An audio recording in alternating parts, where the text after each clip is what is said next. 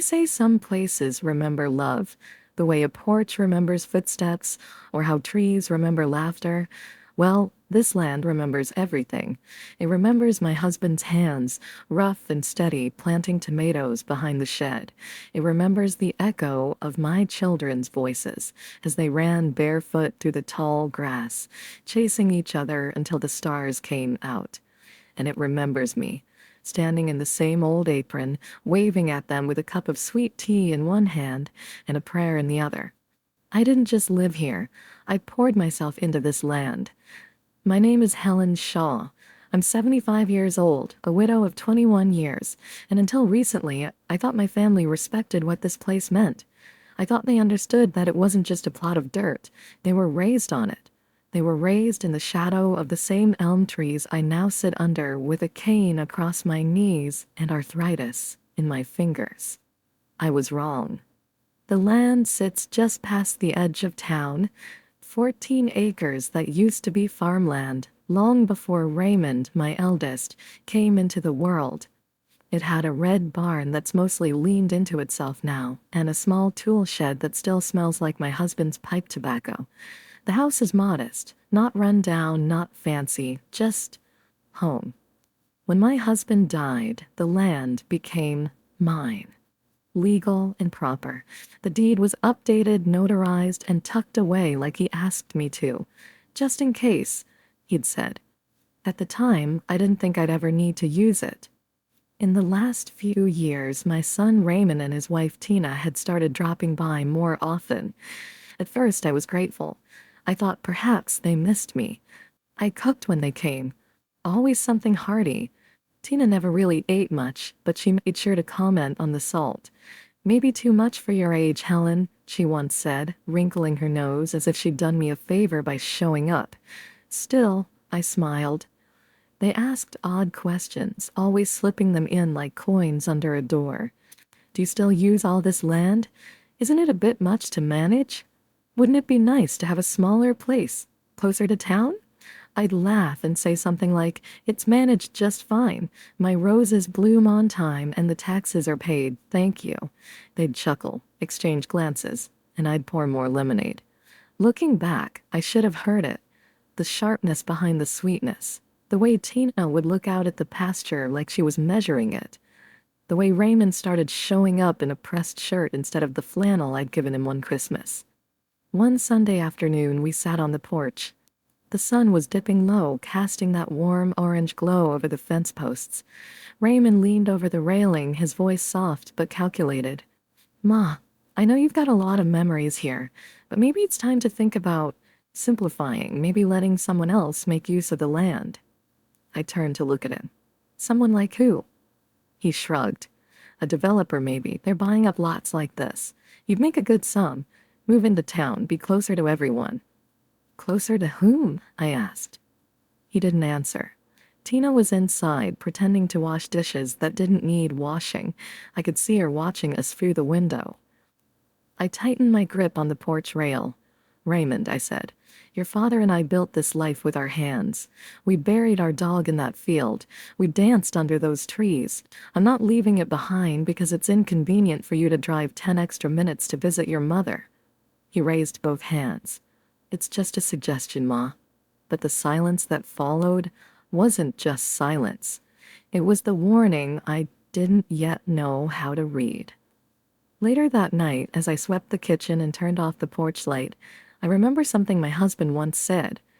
"People don't always steal with guns. Sometimes they use smiles and paperwork." At the time, I thought he was being poetic, but soon I'd understand exactly what he meant. It was 2 weeks after that porch conversation when I heard it for the first time, what they really thought of me. Raymond and Tina had stopped by again unannounced, claiming they were checking in. Tina brought over a pie from the store, still in its plastic container, and placed it on the counter like she expected applause. I made coffee. I always made coffee, even if they didn't stay long. Something about the smell grounded me. I remember excusing myself to the hallway.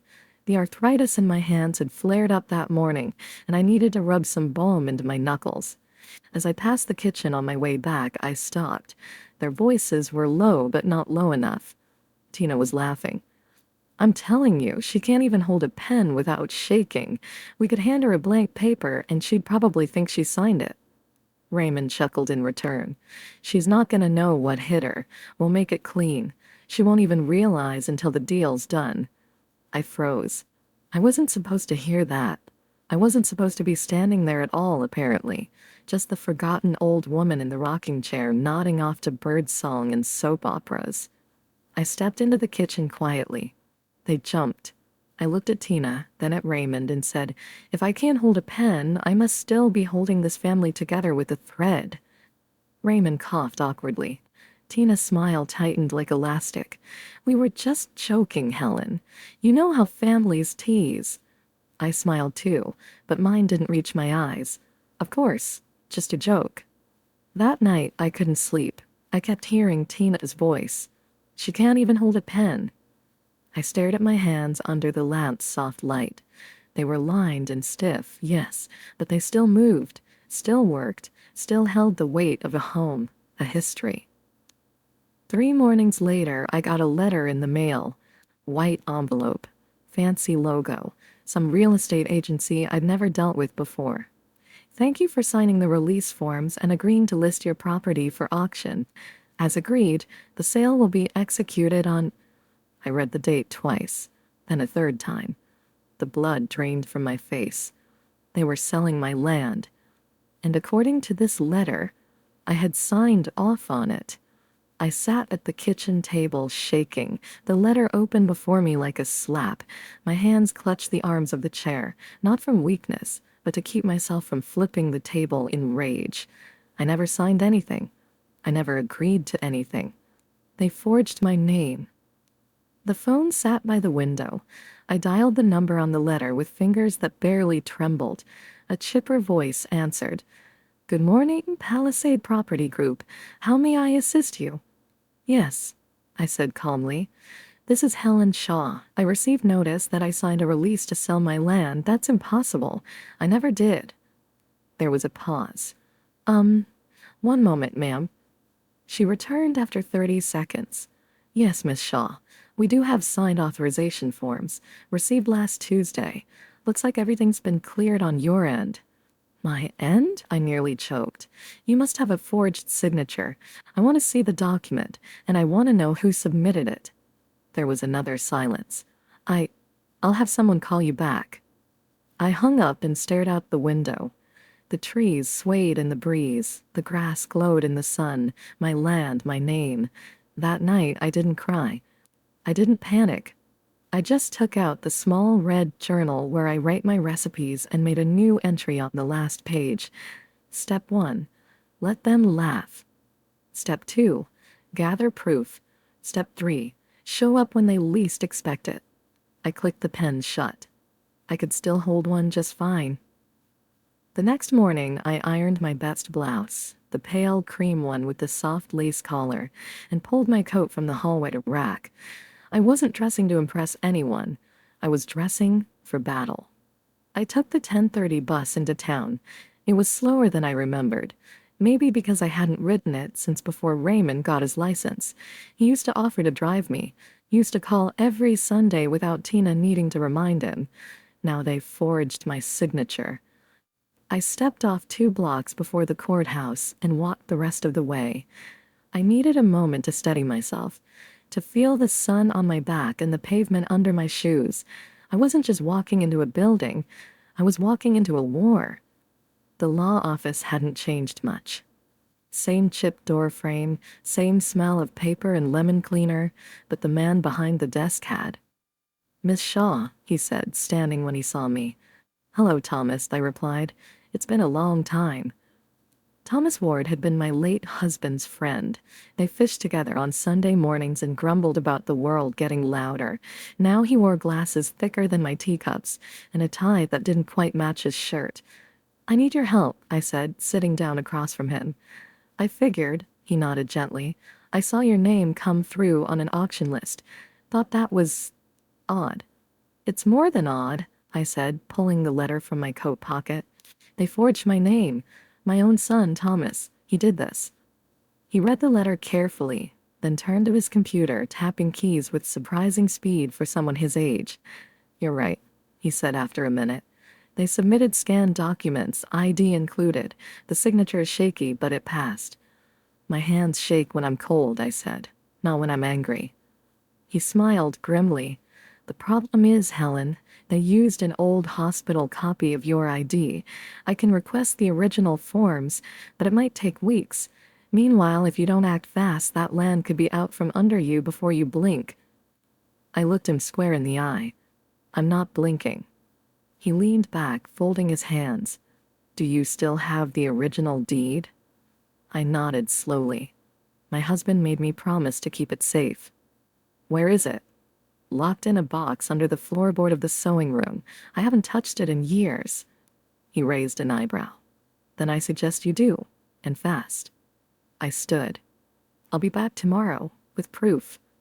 That night, I brewed a cup of chamomile tea and lit a candle in the sewing room. The floorboard creaked under my feet like it remembered me. I knelt slowly and pried it loose with the end of a butter knife. There it was. A metal lockbox, stuffed with time and dust. The key was still on the chain I kept around my neck.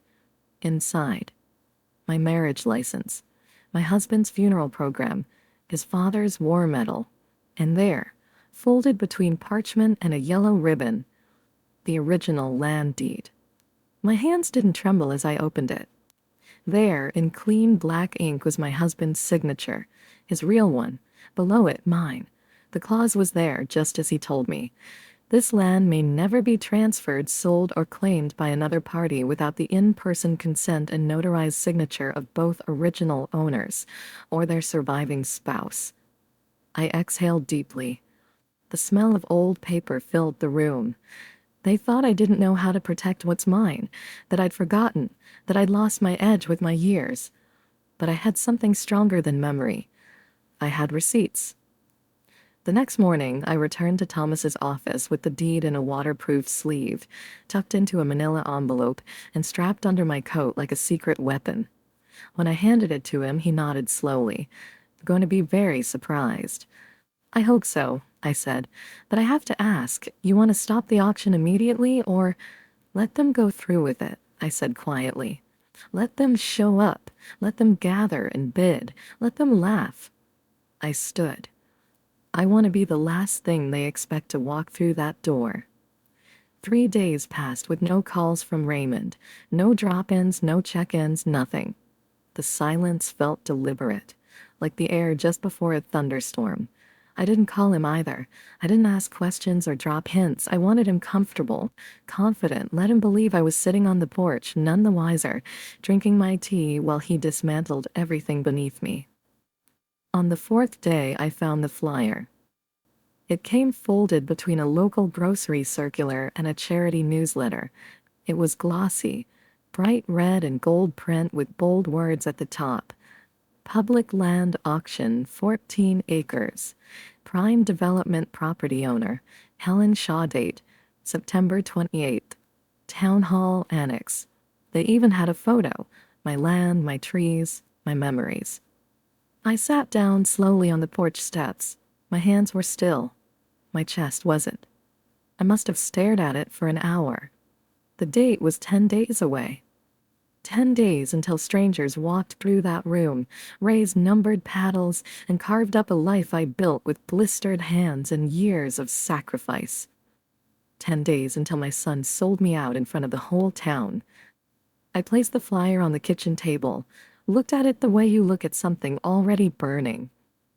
Then I picked up the phone and called Thomas. "They're going through with it," I said. "I figured," he replied. "We'll be ready. The notarized deed holds more power than anything they've forged. I've already filed the preemptive injunction paperwork. You'll walk in with it in hand." "I want them to see it burn before their eyes," I whispered. "Then we'll let them light the match." The next week, my neighbor Grace stopped by. She's lived across from me for nearly 3 decades, always brings over extra jam in the spring. She knocked on the screen door holding a bag of peaches. "Are you really selling, Helen?" I blinked. "Who told you that?" "Everyone's saying it," she said softly. Raymond's been going around telling folks you're downsizing, moving into one of those senior condos near the clinic, that you signed the land off weeks ago. I felt something hollow form in my chest. He's telling people that? Grace nodded. I thought it was odd. You love this place. Always said you'd leave it in a box. I smiled. That's still the plan. Grace looked confused, but I didn't clarify. Instead, I thanked her for the peaches and watched her walk back across the dirt road. She paused halfway and turned back. If you need anything, someone to sit with you at the auction. I'll be fine, I said. But if you come, wear red. Red? I nodded. Makes it easier to find allies in a room full of wolves. Every day after that, I prepared quietly. I laid out the navy coat I would wear, my husband's, with the stitched initials inside the lapel. I polished my walking shoes, checked my old cassette recorder, and practiced walking slowly but upright. I wanted to look calm, strong, not angry, not broken. Let them think I was coming to watch. Let them think I'd already given up. The day before the auction, I got one more letter. This one from the auctioneer's office confirming my absence waiver had been accepted. Apparently, my son had told them I was too frail to attend in person, that I'd prefer they handle everything on my behalf. He had even signed my name at the bottom of the authorization form. I read it 3 times. Then I placed it gently in the same manila envelope as the forged sale documents and sealed it. See you tomorrow, Raymond, I whispered. Then I set my alarm. The wolves were gathering. They just didn't know the shepherd still had teeth. The morning of the auction arrived quiet and cold. A mist hung over the edge of the trees, like the land itself was holding its breath. I dressed carefully. Soft gray blouse, the navy coat, and slacks that hadn't been ironed since my husband's memorial. I pinned my silver hair back with the same clip I wore at my granddaughter's christening, back when family still felt like family. Before leaving, I stood at the edge of the field. The grass was damp, the soil was still. I closed my eyes, placed a hand on the fence post, and whispered, "You're not going anywhere." Then I turned and walked back to the house. At exactly 10:45 a.m., Thomas pulled up in his beige sedan and gave me a respectful nod. He didn't ask how I was feeling. He knew. He'd seen it in my eyes the day I brought him the deed. We didn't speak on the drive to the town hall annex. There was nothing left to say. When we arrived, the parking lot was nearly full. Big trucks, glossy sedans, license plates from 2 counties over. Strangers in suits walked up the steps in packs holding brochures and portfolio binders, like they were headed into a business lunch, not someone else's life. We waited in the car until 11:03 a.m. I want them to be mid-sentence, I said. Thomas smiled and checked his watch. They'll never forget this. We stepped out together and walked through the front doors. The room was loud. Auction paddles were being passed out. Laughter buzzed like flies in summer. At the far end of the room, I saw them. Raymond, Tina, their daughter, Rebecca. All 3 seated in the second row, polished and confident. Tina wore a bright blue blouse in pearls. She looked like someone who already thought the deed was done. Raymond leaned back in his chair, smirking as he spoke with a young man holding a land appraisal document. Now, I stood at the back with Thomas. The auctioneer, big man, red tie, voice like a megaphone, stepped to the podium. All right, folks. First on the list, 14 acres of prime pasture land zoned for both agriculture and light residential development. Owner of record, Helen Shaw. He paused and looked down at his clipboard. Miss Shaw has, unfortunately, authorized us to proceed on her behalf today. The crowd rustled. Some polite murmurs of sympathy. And that's when I stepped forward. Shoes, slow and steady against the hardwood floor. All eyes turned. Conversations halted. I heard Tina suck in a breath. I walked all the way to the front row, opened my purse, and pulled out the manila envelope. Then I turned and looked directly at the auctioneer. "Before you auction off what's mine," I said clearly, "you may want to look at this." I handed the envelope to Thomas, who placed it on the podium with quiet precision. The auctioneer blinked. "Ma'am, we were told—" "You were told wrong." He opened the envelope. His eyebrows lifted almost immediately. Inside, the original notarized deed, a copy of the forged authorization form, a time-stamped affidavit of complaint filed with the county sheriff, a signed cease and desist letter. People began whispering. One man in the third row stood up and said, "Wait, is this land even available for sale?" Raymond rose to its feet. "She doesn't know what she's saying. She's been confused for months." Thomas interrupted. "This woman is of sound mind and legal authority. The documents submitted to your office were forged. The land is not and never was for sale." Tina stood too. "This is a mistake. She told us." "I told you nothing," I said coldly, "and I signed even less." The auctioneer cleared his throat. His face was pale. This auction is hereby paused, pending legal review." There were groans from the back of the room. People started packing their papers. A few threw glances at Raymond that could cut glass. I turned to face my son. He opened his mouth.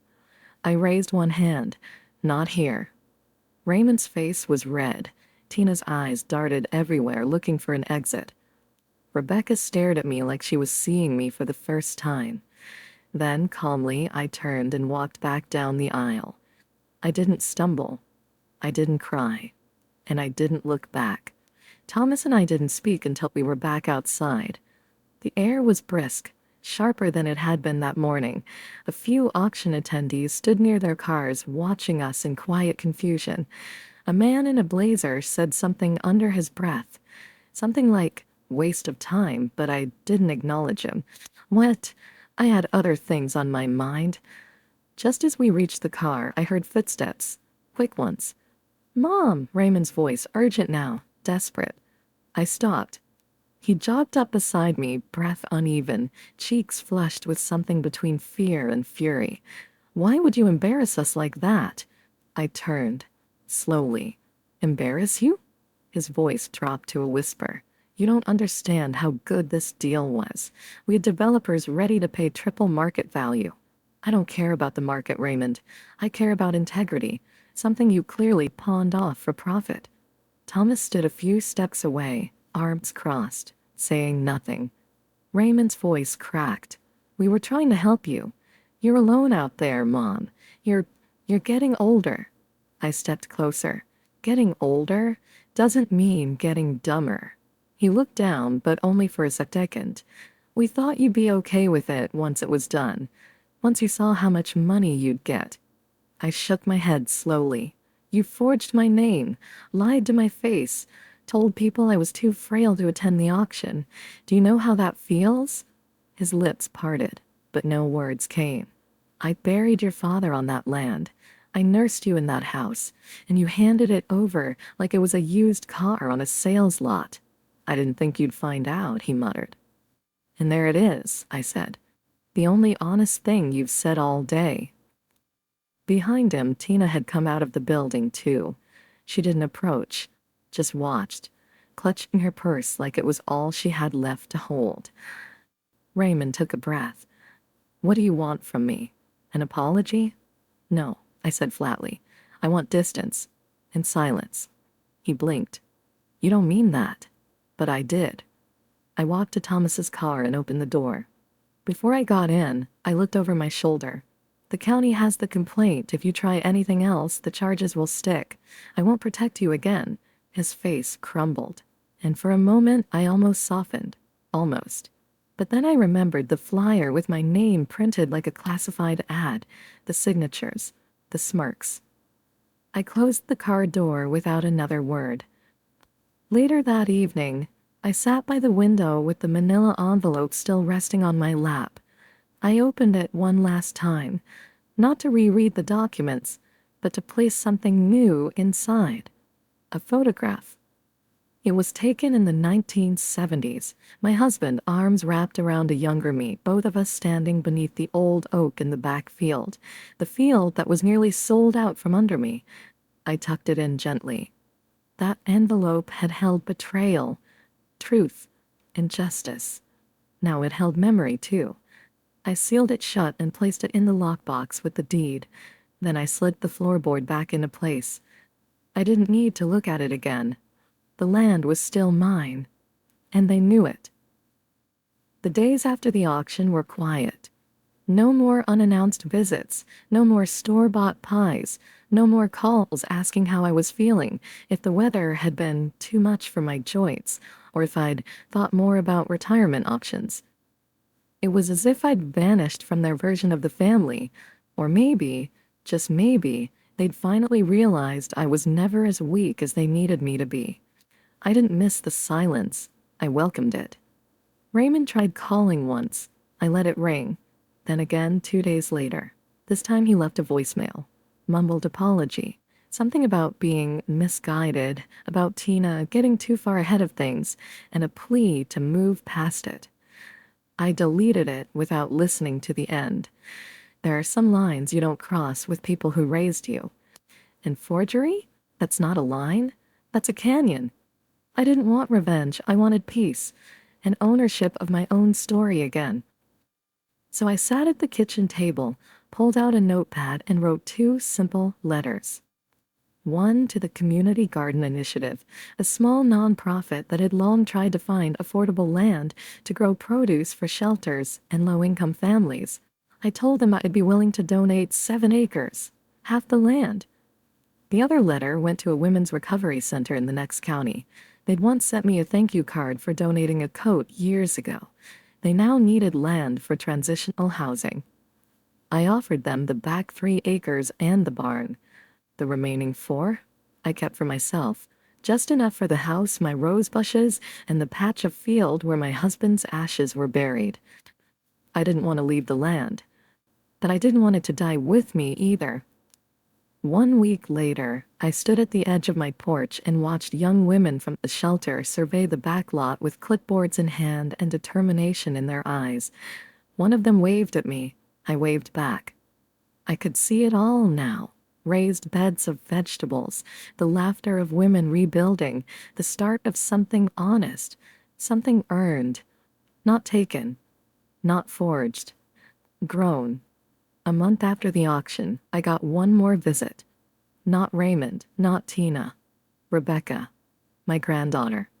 She showed up with a paper bag of apples and tears in her eyes. "I didn't know," she whispered. "I swear I didn't know what they were doing. I thought you'd agreed to sell the land."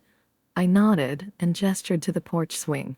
She sat beside me, nervously twisting the strap of her purse. "I'm sorry," she said again. "I wanted to believe they had your blessing, but when I saw you walk into that auction hall—" Her voice broke. "You looked like a mountain." I chuckled softly. "Mountains don't sign deeds behind people's backs." She smiled tearfully. I took one of the apples from the bag and bit into it. Tart, cold, honest.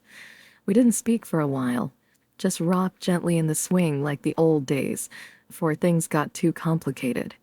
After she left, I stood at the edge of the field again, looking out over the land that had been so close to disappearing from under me. My name was still on it. My hands still worked.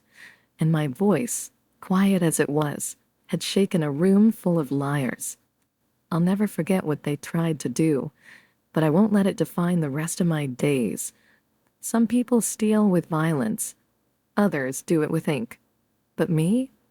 I reclaimed everything they tried to take by simply showing up with the truth. They said I couldn't hold a pen, but I still hold the land. And now I hold the last word. Helen Shaw.